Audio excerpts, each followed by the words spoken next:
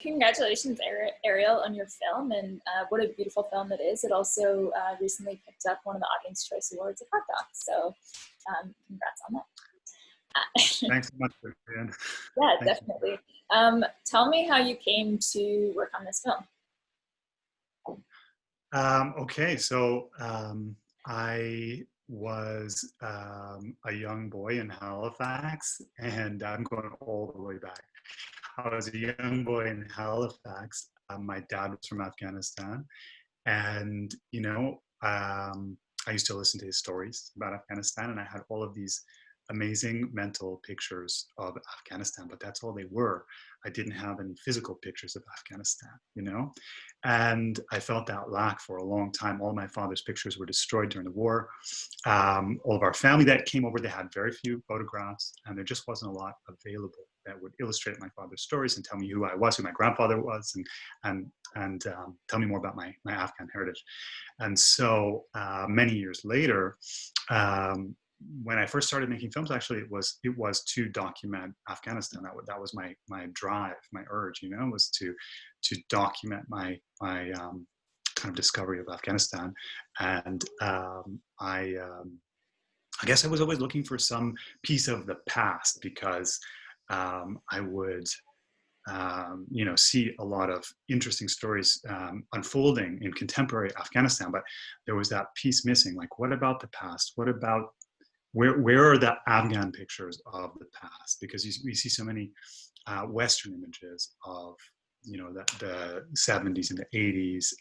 The whole Afghan-Soviet war kind of dominates the imagery. And I want to get behind that a little bit and see if I could find more authentic images of Afghanistan's past. And one day I met Engineer Latif, who was the president of Afghan Film. It was while I was making another film, and he introduced me to the archive, and he told me about his films. And for a long time, I didn't quite know how to take it. For some reason, I didn't quite click that there was this wealth of imagery, But at one point, after I made a film that did very well internationally, he asked me to produce something that he had written. And he gave me one of his old films as a kind of reel. And I looked at it and I was just totally blown away. I couldn't believe that there was this original, innovative, intellectual film that spoke about class warfare in Afghanistan, and it was just a really smart film. And Akhtar the Joker, you see a little snippet of it in the film. And so I started to explore the archive, and what I found there is I just wanted to share with others, and that's how I got involved in the film. I mean, I loved seeing all the images, because I think, as you kind of alluded to, it was such a beautiful way to see a different side of Afghanistan that we, especially in North America, see just such a one-sided view of. And so it was, I think, so refreshing to see kind of, this obviously many-layered country and the people that were in it, and just obviously very beautiful images that tell so many different sides of the country. There was obviously an incredible amount of footage. What was it like for you to go through it? Obviously, you'd gone through it before you had done the film, but what was it like to go through? I would imagine hundreds of hours of footage for this project. Yeah, I mean, it was incredible. It was incredible. And a lot of that research had to be done from the original film copies, because very little of it had been digitized. In addition, there was no catalog. There was no working catalog. They were developing a catalog kind of during the period when I was there, but it was very incomplete, patchy. And so, I would ask these aging archivists who had been there since the 70s or the 80s, do you have anything with Engineer Latif in it? Do you have anything from this period? Do you have anything that shows the role of women during the Soviet period? Whatever it was. And they would dive into the archive, and they would come back with big boxes full of films, and they would pull them out, and we would look at them.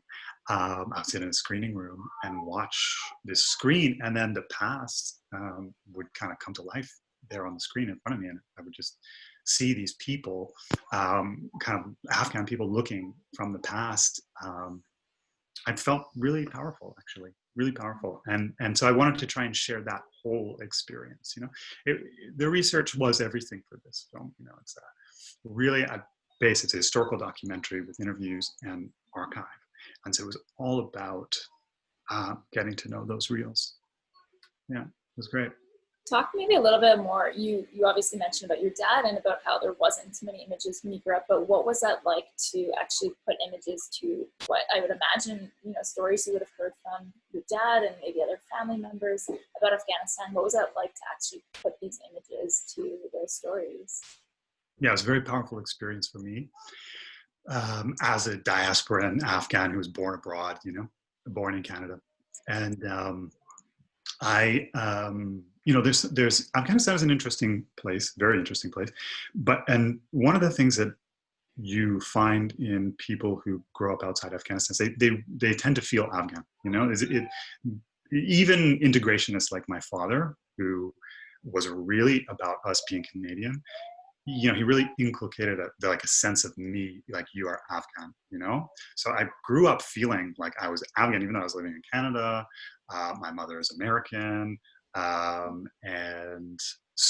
But nonetheless, I grew up feeling very Afghan. And so I was always searching for Afghan stories. So I would go to used bookstores and scour, anything for books about Afghanistan. I have a huge library of books about Afghanistan that I've been collecting since I was a child. And, I memorized how to draw a map freehand of Afghanistan with all the provinces. I just was needing that connection so badly. And so part of this project it's to connect with people who don't know much about Afghanistan, but it's also to connect with people who are like that kid that I was, who have that hunger. They have a connection to Afghanistan, have that hunger to have more. And so because of that, I was very careful to go deep and to not hold back, to not dumb it down too much, to really allow all the complexity to be there, even if, it ended up being 2 hours long, which it did. So, that's one of my primary audiences is people with a connection to the region who already know a little bit, and they'll get a lot out of it. Mm-hmm. I was really impressed about, I liked kind of that little turn at the end of the film where, the film archive was actually saved by someone who was a compassionate person within the Taliban. And so, it was fairly recently that the archive was saved. Did you encounter any obstacles in your own journey, like making a film, anyone who maybe didn't want this film to be made, or anything like that? Well, trust is always an issue. Trust is always an issue. Access, right? We use the word access a lot as documentary filmmakers, but as you know, as a documentary filmmaker, access isn't like something that you get and then that's it. It's like a process. Access is actually another word for relationship, right? So you build relationships and then you have to continue to nurture and maintain those relationships even past the end of the film. And you do that because you fall in love with your subject matter and or the story that you want to tell. But there were a lot of obstacles. I had fortunately been working in Afghanistan for many years, and so I knew a lot of people there, and that helped a lot. But still, we were going into the green zone every day through 6 or 7 checkpoints, and there were a lot of attacks in that area during the period of the film. So there were some security concerns, and those were the main obstacles. But I have to say that the team of Afghan Film, the filmmakers, the archivists, they were incredibly supportive of the project and what we were doing. So, yeah. Good. I'm glad to hear that. I understand the National Film Board was actually involved with helping, was it digitize, or at least some way was involved with the project of preserving this archive. Can you talk a little bit more about that? Yeah. So the National Film Board came on board as a co-producer. They are a co-producer of our film. And one of the reasons I think they got involved is because they came to see Afghan Film as a kind of sister organization to the National Film Board.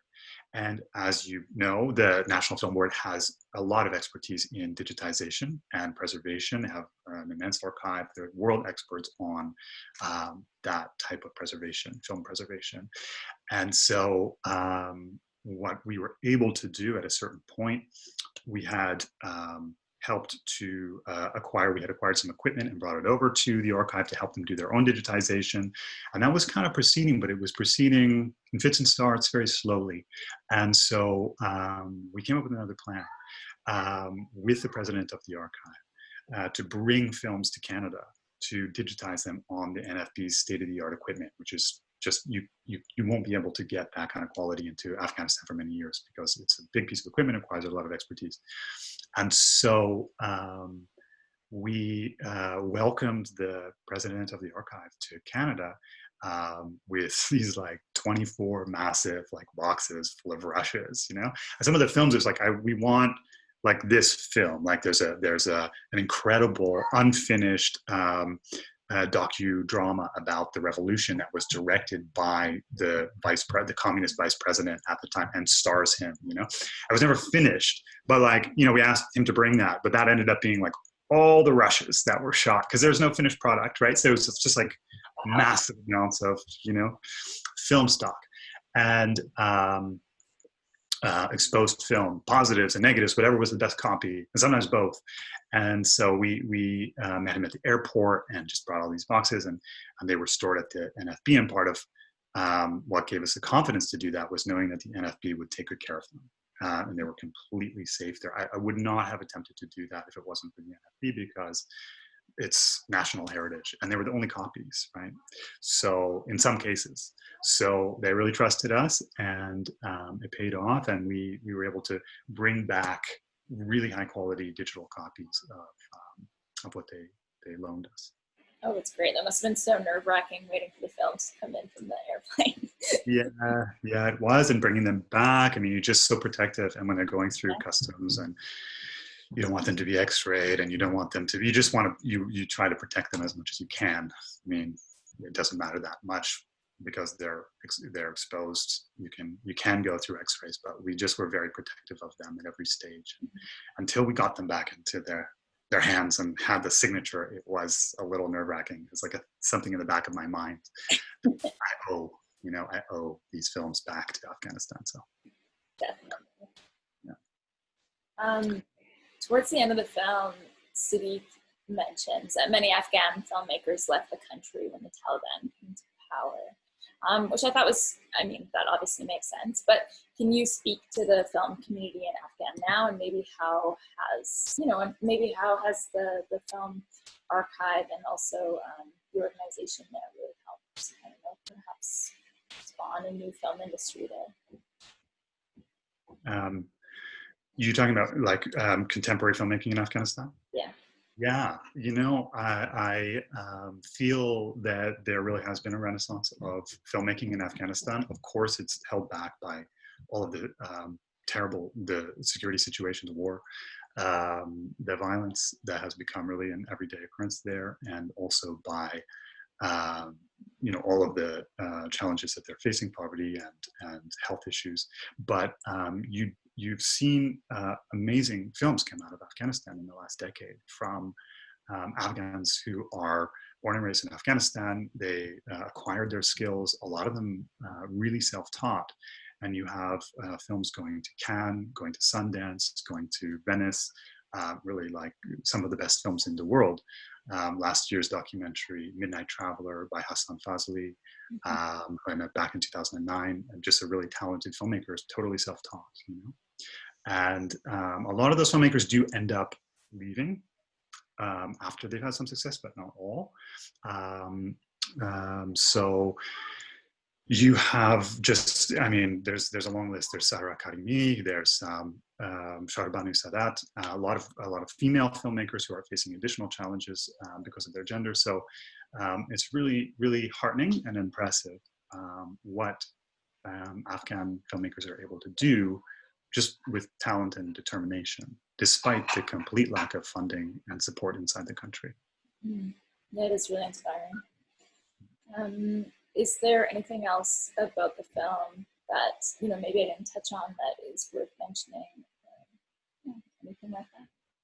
No, I mean, I hope that, you know, we made this film as an homage to Afghan filmmakers of the past, you know, their courage, the way that they were so committed to filmmaking that they continued to make feature films despite the wars and the conflicts and all of the problems and the risks.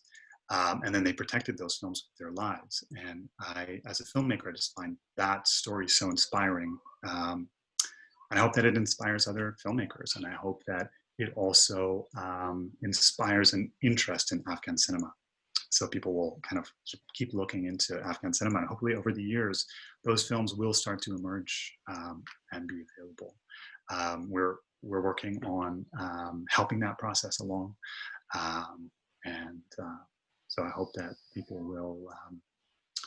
it will kind of open up a new little corner in world cinema history. That's exciting. So re-releasing some of these older films. Hopefully, the rights belong to the Afghan National Archive, and so really, ultimately, it's up to them. But we're working with them and encouraging them and trying to help in any way we can. So we'll see. It's exciting. Wow, it's kind of incredible that this project and your film really was able to spark that, you know, open this up to more people to be able to learn about the film archive. So congratulations. Thank you. Thank you so much. This was really a pleasure